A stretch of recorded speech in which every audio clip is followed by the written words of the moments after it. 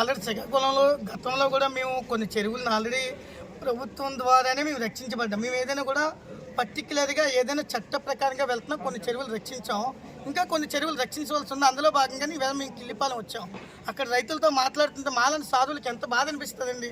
వాళ్ళు పెట్టే భిక్ష కదండి మీరైనా మేమైనా తినేది.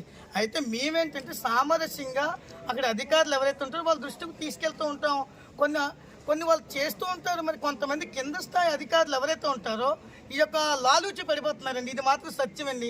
మనం పై స్థాయి అధికారులు అనవలసిన అవసరం లేదు. కాబట్టి ఆ లాలూచి పడకుండా పై స్థాయి అధికారులు కొంచెం ప్రజలు ఎక్కువిచ్చి ఈ చెరువులు కానీ రక్షిస్తే మనుషులకే కాదండి, జంతువులు పక్షులు ఎన్ని బతుకుతాయండి. అసలు మేము ఖచ్చితంగా ఏ ప్రభుత్వమైనా కూడా చెరువులు ఖచ్చితంగా కబ్జా జరుగుతున్నాయండి. అది ఈ ప్రభుత్వం లేదండి. ఏ ప్రభుత్వంలో కబ్జా జరుగుతుంది, కానీ ఏ ప్రభుత్వంలో కబ్జా జరిగి మేమైతే ఊరుకోవండి. మా యొక్క ట్రస్ట్ పేరే చెరువుల పరిరక్షణ సమితి.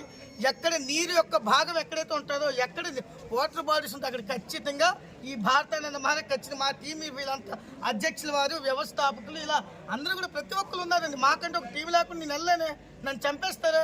ఆల్రెడీ మా ఇద్దరు కార్యకర్తలను చంపిస్తారే. మరి ఒక సాధును మేము ఎలా తిరుగుతాం?